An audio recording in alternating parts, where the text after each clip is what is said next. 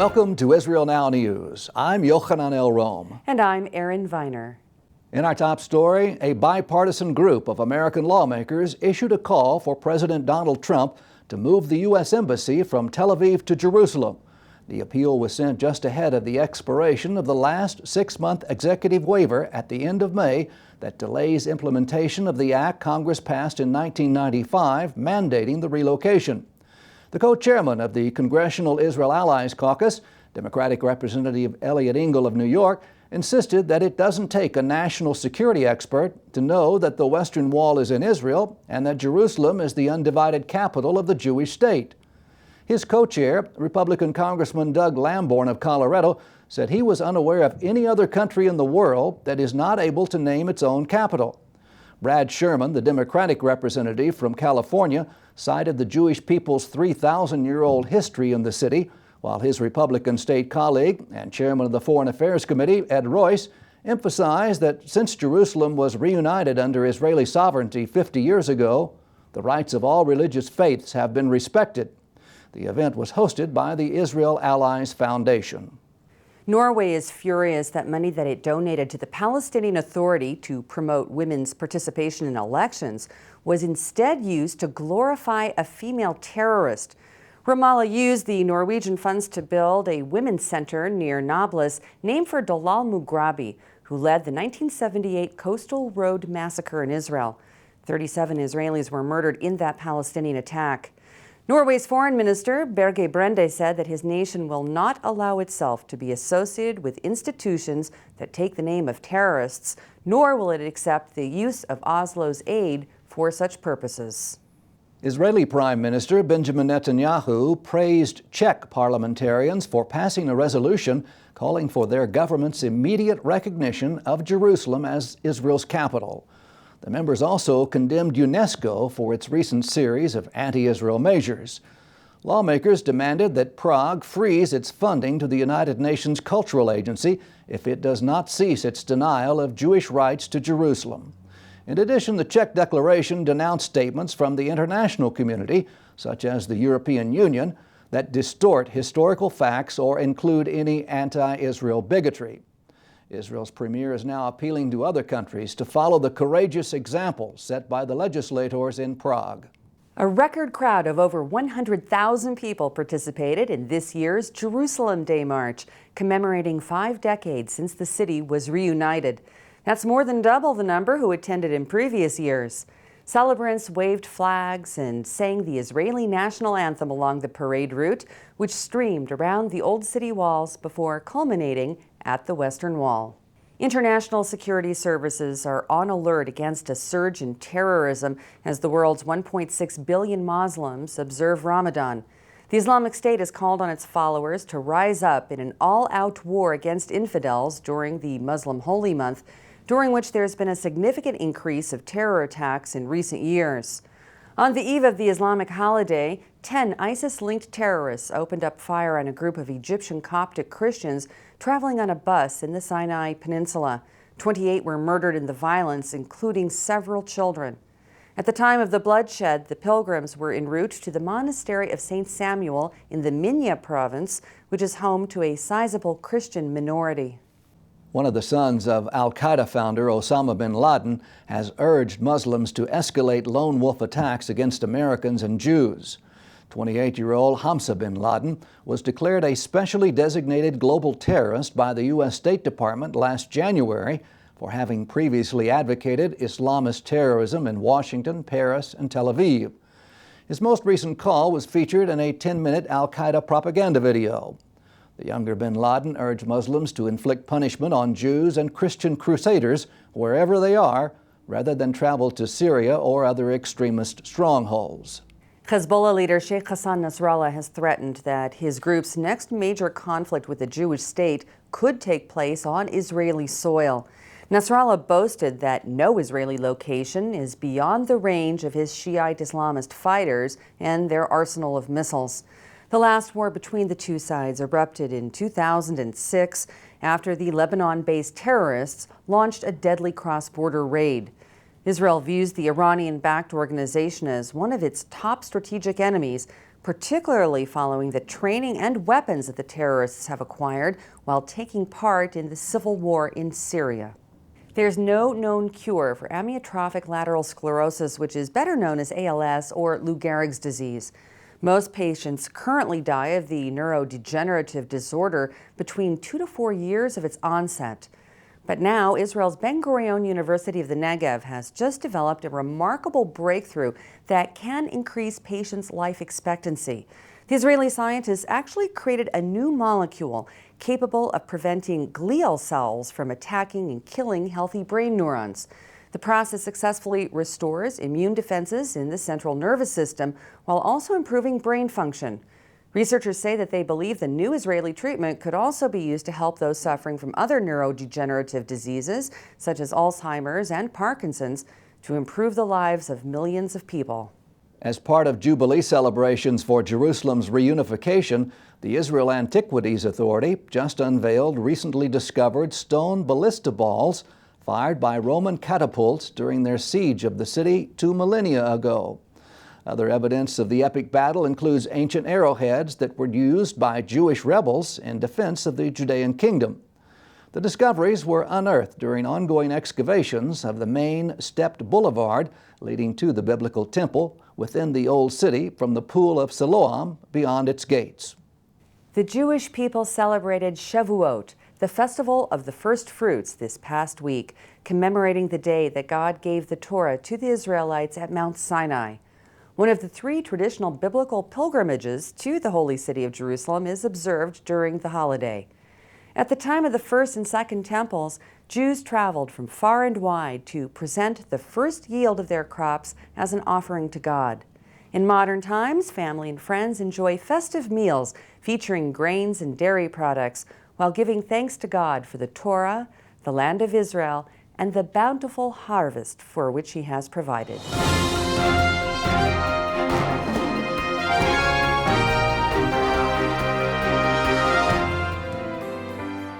Write these words down, because they are the terms of the covenant I have made with you and with Israel.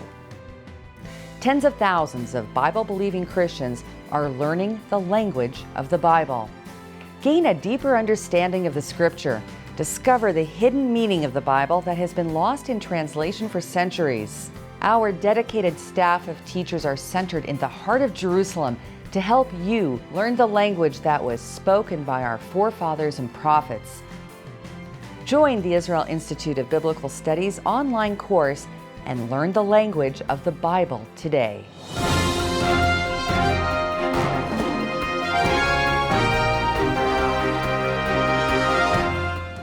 That concludes the news portion of our show. Stay tuned for Ask the Source with Josh Reinstein.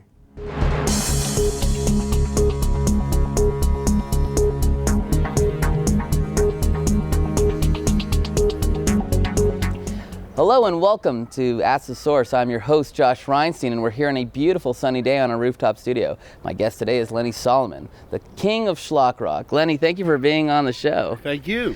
Well, maybe our viewers need an introduction, but in Israel we don't. You are the Jewish Weird Al Yankovic. You're the king of schlock rock. And now you have a new project you're working on called Four Corners. Correct. Tell us a little bit about that. So the Four Corners project is the extension of schlock rock. The whole goal of schlock rock was to educate the Jewish people scattered to the four corners of the world. And the Four Corners project now will do that on a much broader basis. Well, tell our viewers also about schlock rock. What is schlock rock? Schlock rock is Jewish rock and roll. It's song parodies, it's original music. I take songs that everybody knows and we change the world. So for the words. So for instance, Under the Boardwalk became Under the Chuppah, and we speak about a Jewish wedding. Every Bite You Take became Every Breath You Take. No, opposite. Every breath you take became every bite you take, and we speak about kosher food. And we teach informally Jewish education. You have an interesting story yourself. You've been doing this for decades, well before the Maccabees or some of the other groups that do parodies. Tell us a little about your personal story. Well, I grew up in Kew Gardens, Queens, and I moved to Israel 21 years ago. But around 21, 22, I received this calling where I should become a Jewish rock and roller, just like this Christian rock and roll, the Jewish rock and roll industry, which is very, very small. But nevertheless, I went from state to state, from city to city, writing and performing and recording albums, and I've recorded over 40 albums since 1984 and played all 50 states. I'm the only Jewish musician to play all 50 states and have done 2,000 shows in my career, all spreading Jewish pride, identity, and awareness to the Jewish population. What's also I find very fascinating about your work is that it's not just for amusement or for fun, which it is, but it also teaches Bible, it teaches biblical stories. How much of education is part of your work? Everything. It's not only you, the greatest thing about Shlock Rock is it's informal Jewish education. It's education via the back door. So what we do is we teach Jewish concepts through music, using humor, using witty lyrics, and they don't even know they're learning. So now you founded this new organization, Four Corners. How do you mesh the two, the Shlock Rock with the organization? So Shlock Rock will become the Four Corners Project. The Four Corners Project will not only be music, but it will be media as well. It will be webisodes. It will be children's television series. It will be music videos. Lots of things that will, anything in music and media that will help the Jewish people realize how important it is to be part of their heritage, to be part of their persona. You've parodied everything from the Beatles to Elvis. What's next for Shlock Rock? So, well, there's new music. There's Sia. There's Ed Sheeran. There's lots of current songs that the kids are listening to today because, you know, there's always a new generation of schlockers growing up, and they have to learn. Well, how do Christians get involved in Shlock? I know that, like, for my children and when I was growing up, Shlock Rock was just part of, you know, Jewish education, Jewish fun. Is there an aspect that Christians get involved with as well? So we do have a little bit of a Christian following through the years. They have come to some of my shows. I remember playing El Paso, Texas. We had a large Christian population at that show, contingent at the show. And the way they can help is by helping sponsor projects because it is so important. Israel is important to the Jewish people, their heritage, and the only way you get to the knowledge of Israel and the knowledge of how important it is to be here is through Jewish education, and they can sponsor projects. Well, Four Corners obviously refers to the ingathering of the exiles from the four corners of the earth. What aspect does this have to do with gathering the Jews back to Israel? Everything, because you can't come here unless you want to come here. And the way you want to come here is you like who you are, and you realize that your people belong in Jerusalem. They belong in all over Israel, all over the country. And that's what Shlock Rock does, and that's what I've been doing for 35 years. The largest Jewish community outside of Israel is in the United States, and they're facing a massive problem with assimilation. How can part of the education process and what you're doing fight the assimilation and get people to be proud of being Jewish again? So the way it works is you learn you get to like a song, and the music goes into you, the words go into you, and it becomes a part of you. I get calls all the time from people who tell me, Lenny, you were my childhood. When I was making decisions in life, Shlock Rock was a major part of my decision making. Testimonials left and right, and that's why it's so important, and that's what the music goes straight to the soul. Lenny, there are literally tens of millions of viewers watching this show. What message do you have for our viewing audience? I would just say, keep the faith. God is out there, God is in charge of our lives, and we get messages from Him all the time. And I know that I personally am always being led by God, and I wish everybody out there to have a great, happy, successful life. Lenny, thank you for being on the show, and thank you for tuning in to Ask the Source. I'm your host, Josh Reinstein. Now back to the studio.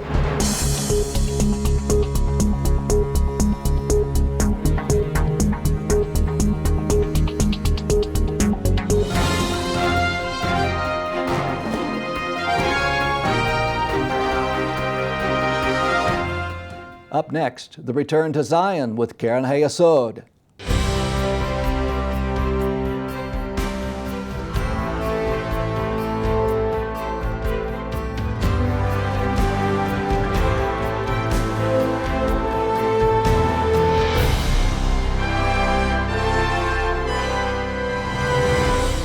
Shalom and welcome to the Return to Zion with Keren Hayesod. I'm Eliezer Moody Sandberg, World Chairman of Keren Hayesod, United Israel Appeal, the leading official fundraising organization for the State of Israel. Today, you will witness the fulfillment of biblical prophecy through the gathering of the exiles. God bless you from Jerusalem.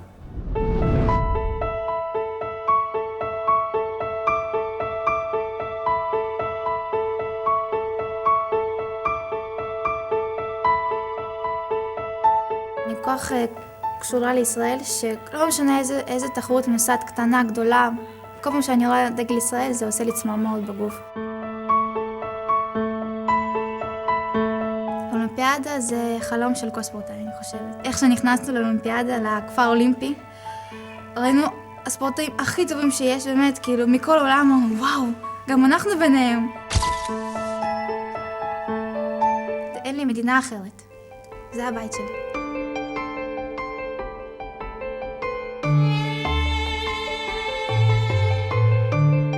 העלייה לישראל היא עוזרת להגשים לי את החלומות שלי, היא עוזרת לממש את השאיפות שלי ואת הפוטנציאל שלי כאומן. למרות שהמשפחה שלי היא משפחה יהודית, עד גיל 14 בערך לא היה לי שמץ של מושג מה זה להיות יהודי, חוץ מזה שזה לא הנושא שכדאי לדבר עליו בקרב החברים ובבית ספר ובמקומות ציבוריים בכלל. לא פחדתי לעלות כי ידעתי שאני לא אהיה לבד. לא פחדתי לעלות כי ידעתי שלמרות שאני עוזב את הבית והמשפחה שלי לא תהיה איתי, אבל יהיה מאחוריי גב.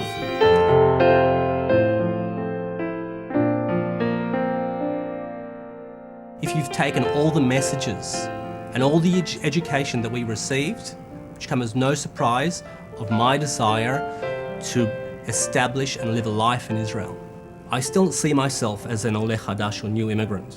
My current role at Bank Leumi, which allows me to act as an ambassador both for the bank and for the State of Israel, makes me feel like I've come full circle. We have a people who, for the past 60 years, despite challenges, despite hardships, despite a war every decade, continue to succeed on an international scale. This is a land of modern-day heroes.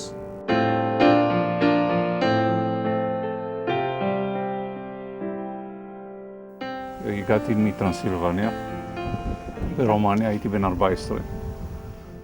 כאן ראיתי פעם ראשונה חיבור בראייתי מדהים בין השורשים שלנו, תורת ישראל, עם ישראל וארץ ישראל. כל אחד מכם כאן יכול להגיע, כי נותנים לו את ההזדמנות, הרבה בזכות קרן היסוד והתרומות שאנשים טובים נותנים, להתחנך, לגדול ולהיות יום אחד מן הימים רופא, פרופסור באוניברסיטה, רב, מדען או אלוף בצה"ל. בלעדיכם התורמים היה קשה למדינת ישראל להתמודד עם האתגר הזה ולהבטיח שאנחנו לאורך זמן נממש את החלום שלנו להקים מדינה בטוחה ובית לעם היהודי.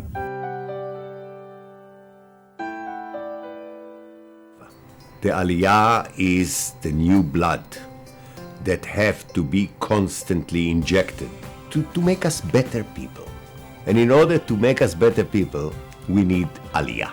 The majority of Israelis, in one way or the other, are either Olim themselves or descendants of Olim. And this is the power of the state. It's a major force.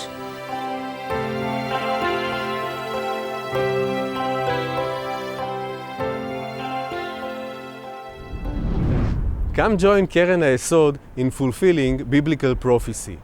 Let's bless Israel together. To donate and get information, call us at 1-800-505-1665 or visit our website at www.khisrael.org.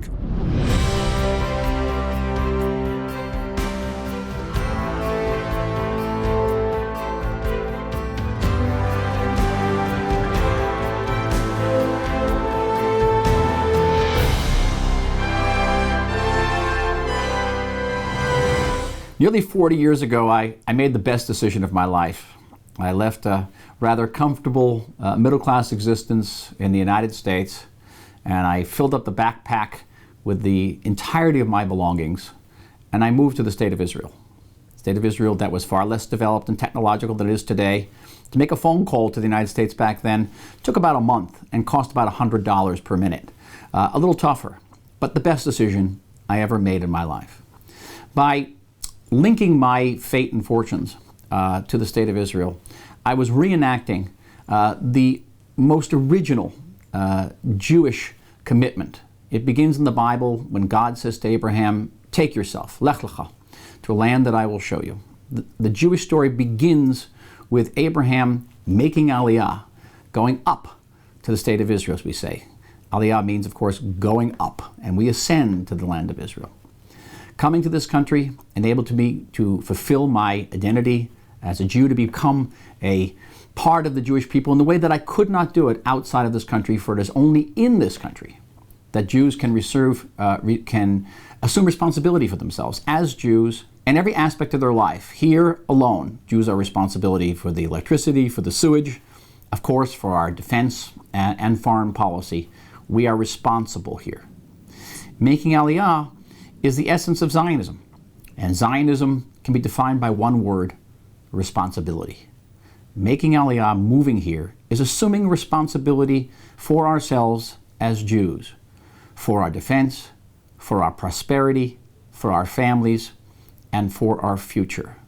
Make Aliyah is making the most important, and I believe, most valued decision of your life.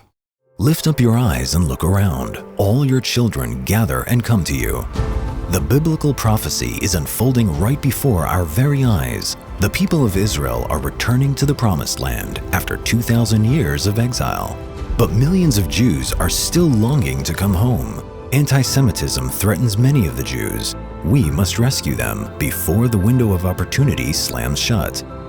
Bless Israel by supporting Keren Hayesod United Israel Appeal, the leading official fundraising organization for the State of Israel. Together, we can fulfill the prophecy of the Bible. Let us bless Israel together. To donate and get information, call us at 1-800-505-1665 or visit our website at www.khisrael.org.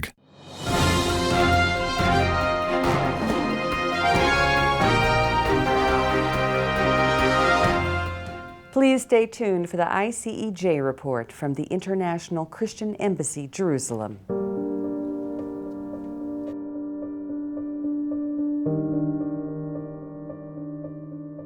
אני עמדתי ליד אמא שלי, מחזיק את היד.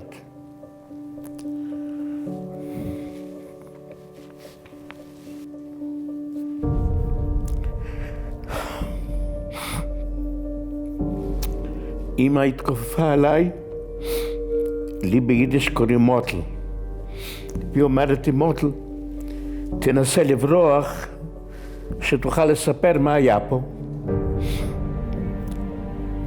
אני לא חשבתי הרבה, יצאתי מהשורה והלכתי לתוך היער.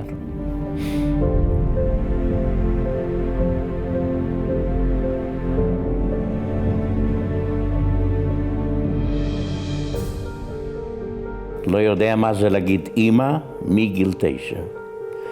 וגם לא קיבלתי חיבוק של אמא שכל ילד מקבל. אלה הרסו לנו את הילדות. עשקו את הילדות. לא צעצוע היה לך, לא איזה משחק, לא משהו שילד, כל ילד בעולם, זה דבר מינימלי. לא היה לנו את זה, לא. אתם יודעים שהמלחמה לא נמשכה, לא חודש, חודשיים או שנה ושנתיים, נמשכה איזה 5 שנים. וכל פעם, כל יום אתה צריך להילחם על החיים שלך. Because of the Holocaust, many kids like Mordecai were left orphaned. They survived, but now where do they go? אנחנו באירופה נדדנו בכל מיני ארצות. בגרמניה, פולין, צרפת. בסוף באנו לצרפת, העלו אותנו לאונייה, תיאודור הרצל, ובאנו לחיפה. בחיפה האנגלים לא נתנו לרדת, לקחו אותנו לקפריסין. בקפריסין היינו 8 חודשים, ומעלת הנוער הוציאו אותנו הביא אותנו לכל מיני קיבוצים, פיזרו אותה, כי אנחנו כולנו יתומים, אין הורים, אין איפה להיות, לקחו לקיבוצים. בקיבוץ עבדתי על טרקטורים.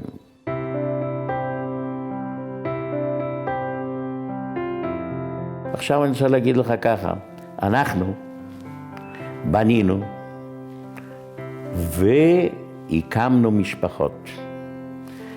הקמנו משפחה, למשל לנו, אני ואסתי, יש לנו 3 ילדים, 6 נכדים, שיהיו בריאים, והם חונכו לשרת את המדינה. צריך לשרת את המדינה. Mordecai fought in the War of Independence and became a contractor for the army while his wife Esti studied and became a nurse. They both served the people of their new nation. אחרי זה עבדתי בכל מיני עבודות עם הטרקטור. איפה שהיו מלחמות, שם צריך ציוד. ועבדתי בכבישים. אם אני אומר שאני בניתי, זה לא פרזה, זה אני בניתי, למה הענף הזה היה לבנייה, לתשתיות. זאת אומרת, אני למעשה עבדתי כל הזמן בפיתוח המדינה, בבניית המדינה. For many Holocaust survivors in the latter part of their years, it's becoming difficult to live on their own. That's where the ICEJ Home for Holocaust Survivors comes in. The staff take care of their needs and a nurse is on call to make sure they stay healthy.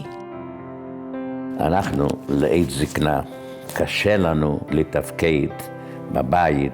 לי יש בית, יש הכל. וזה ארגון בעזרת השגרירות הנוצרית, שאני יודע שהם תומכים בנו, ותומכים יפה, ואנחנו חיים על רמה. The survivors go on outings around Israel and enjoy a wide variety of activities. They celebrate major events they missed while struggling to survive the Holocaust. The chief rabbi of Israel even performed a special bar mitzvah at the Western Wall.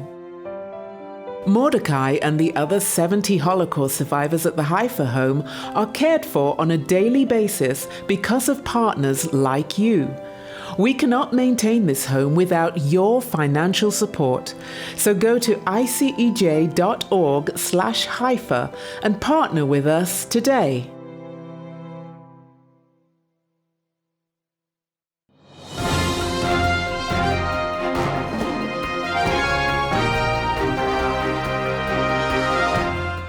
That's all for this edition of Israel Now News. I'm Yochanan El-Rom. And I'm Erin Viner, reporting from our studio in Jerusalem. Please join us again next week for all of your Israel updates.